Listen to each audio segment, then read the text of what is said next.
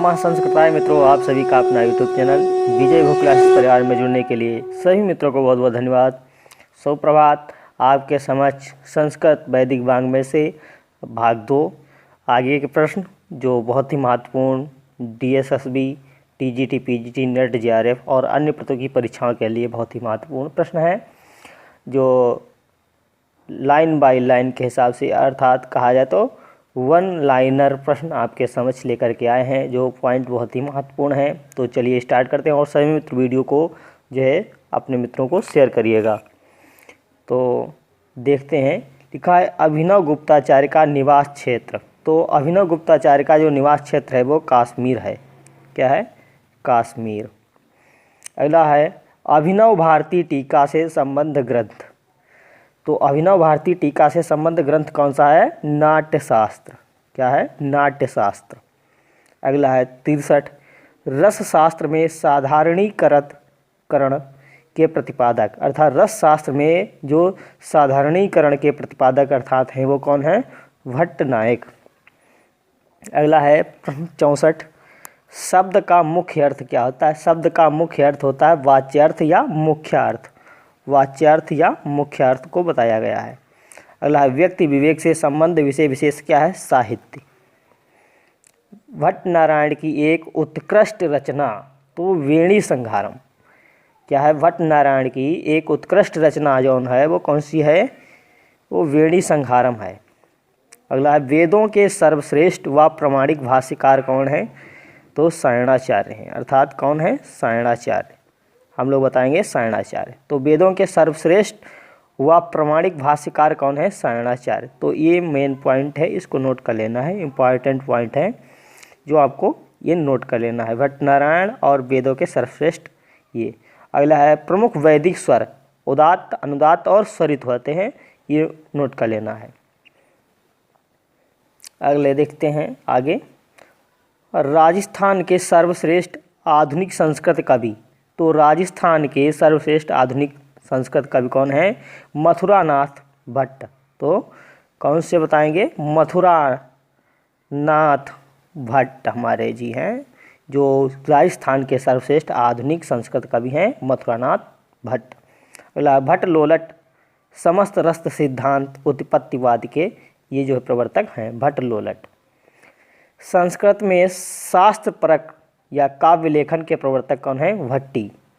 तो संस्कृत में शास्त्र परक और काव्य लेखन के प्रवर्तक भट्टी हैं। ये इंपॉर्टेंट पॉइंट है, नोट कर लेना है। अगला महाकवि भट्टी कृत महाकाव्य रावण वधम। तो भट्टी कृत महाकाव्य कौन सा है? तो आपको बताना है रावण वधम। ये इंपॉर्टेंट पॉइंट है, नोट कर लेना है, रावण वधम। अगला है प्रोण मनोरमा टीका का आधार ग्रंथ। तो प्रोण मनोरमा का जो आधार ग्रंथ है वो सिद्धांत कौमुदी। ये भी इम्पॉर्टेंट पॉइंट है, नोट कर लेना है। अगला है तो इसको भी नोट कर लेना है। अगला भारतीय ललित कलाओं के आद्य आचार्य कौन है? तो भरत मुनि है। ठीक है, तो कौन से होंगे हमारे? भरत मुनि जी होंगे।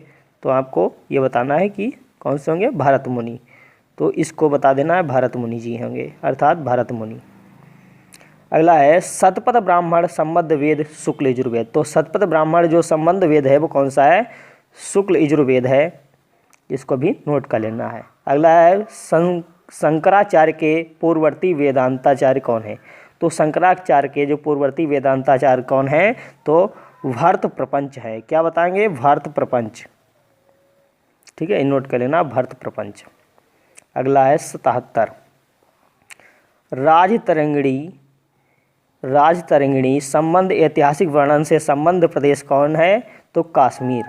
भर्तहरि के शतक त्रय व उसके विषय कौन है? तो श्रृंगार, नीति और वैराग्य है। भर्तत्रय के शतक त्रय व उनके विषय कौन है? श्रृंगार और नीति और वैराग्य। ये जो शतक त्रय के अंतर्गत इनके भर्तहरि के विषय बताए गए हैं। 33 संहिता की सामान्य संज्ञा क्या है? तो 33 संहिता की जो सामान्य संज्ञा है वो क्या है? कृष्ण यजुर्वेद। तो क्या बताएंगे? कृष्ण यजुर्वेद। अगला है वाजसेनी संहिता की सामान्य संज्ञा। तो वाजसेनी संहिता की जो सामान्य संख्या है मतलब संज्ञा होगी क्या होगी? तो शुक्ल यजुर्वेद होगी। तो 33 संहिता की सामान्य संज्ञा कृष्ण यजुर्वेद और वाजसेनी संहिता की सामान्य संज्ञा क्या होगी? तो शुक्ल यजुर्वेद होगी। ये दोनों पॉइंट इंपॉर्टेंट है। अगला है महाकवि भवभूति का निवास क्षेत्र क्या है, तो विदर्भ। तो भवभूति का जो निवास क्षेत्र हो वो विदर्भ है। अगला है अध्याय समाप्ति सूचक वाक्य का अभिधान विशेष क्या होता है, तो पुष्पिका। अगला है पद वाक्य प्रमाणक उपाधिधारी महाकाव्य कौन है, तो पद वाक्य प्रमाणक उपाधिधारी महाकाव्य वो हैं कौन से, भवभूति जी हैं। अगला भवभूति का मूल नाम तो क्या है, श्रीकंठ जी है, श्रीकंठ। तो भवभूति का जो मूल नाम है वो श्रीकंठ है। ये बहुत इंपॉर्टेंट पॉइंट है, नोट कर लेना है ये दोनों। अगला है सड़मत प्रतिष्ठापनाचार्य उपाधिधारी विद्वान कौन है, तो आपके शंकराचार्य जी हैं। कौन, शंकराचार्य। अगला साहित्यिक धरातल पर रीति संप्रदाय के प्रवर्तक कौन है, तो वामन है, रीति संप्रदाय के प्रवर्तक वामन है। अगला कविराज विश्वनाथ कृत काव्य लक्षण। तो कविराज विश्वनाथ कृत जो काव्य लक्षण क्या है, तो वाक्यम रसात्मकम काव्यम, वाक्यम रसात्मकम काव्यम। पाणिनि व्याकरण के आधारभूत सूत्र कौन है, तो पाणिनि व्याकरण के आधारभूत सूत्र कौन से हैं, तो सभी को पता है महेश्वर सूत्र बोले जाते हैं। अगला किरातार्जुनीयम महाकाव्य के रचनाकार कौन है, तो भारवी जी हैं। तो किरातार्जुनीयम महाकाव्य के रचनाकार भारवी होंगे। अगले हैं आगे प्रश्न संख्या 90। देखते हैं कादम्बरी की काव्य विधा क्या है, तो कादम्बरी एक कथा है हमारी। हर्षचरितम की काव्य विधा व लेखक, तो हर्षचरित जो है वो आख्यायिका है और इसके लेखक जो हैं वो हमारे बाणभट्ट जी हैं। भास की उपाधि विशेष क्या है, तो भास की उपाधि विशेष जो है वो अग्निमित्र जी हैं। ठीक, अग्निमित्र। अगले चलते हैं आगे 93। तो भास नाटक चक्र, भास नाटक चक्र की पांडुलिपि प्राप्त करने वाले कौन है, तो टी गणपति शास्त्री। तो भास नाटक चक्र की जो पांडुलिपि है वो प्राप्त करने वाले कौन है, तो श्री गणपति शास्त्री जी हैं, श्री गणपति शास्त्री जी। अगला है मेघदूत से रामगिरी को रामटेक बतलाने वाला विद्वान कौन है, तो डॉक्टर मिरासी।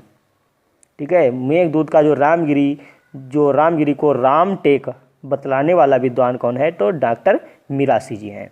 परंपरा अनुसार कालिदास के आश्रयदाता का नाम, तो परंपरा के अनुसार कालिदास के जो आश्रयदाता हैं वो विक्रमादित्य जी हैं। अगला भास नाटक चक्र की मूल प्रति, तो भास नाटक चक्र की जो मूल प्रति है वो मलयालम है। क्या है, मलयालम। अगला है 97 पॉइंट संख्या 97। तो भास नाटक चक्रस्थ नाटकों की कुल संख्या, तो भास जो है भास के 13 नाटक बताए गए। तो भास 13 रूप सुहाना, भास 13 रूप सुहाना अर्थात भास के 13 रूप, मतलब 13 जो है रूप नाटकों की संख्या बताई गई है। तो भास के नाटक 13 नाटक है। तो सभी मित्रों को बहुत बहुत धन्यवाद लगातार हमारे साथ बने रहने के लिए। वीडियो अच्छा लगे तो लाइक शेयर अवश्य करें और कमेंट के माध्यम से ज़रूर बताएं कि क्लास कैसी लगती है और कुछ टॉपिक के हिसाब से आपको लाएंगे। ये प्रश्न जो है बहुत जल्दी ही आपके समझ समाप्त करेंगे और समय तो लगेगा ही। लंबी क्लास इसलिए नहीं रखते हैं क्योंकि आप लोग परेशान होने लगते हैं, इसलिए कम प्रश्नों के साथ आते हैं। और लमसम वही 300-350 प्रश्न के सीरीज है, उसको समाप्त करने के बाद फिर हम आपका टॉपिक वाइज कुछ कराएंगे। तो सभी मित्रों को बहुत बहुत धन्यवाद। नमः संस्कृताय। फिर अगले वीडियो में मिलते हैं, तब तक के लिए धन्यवाद।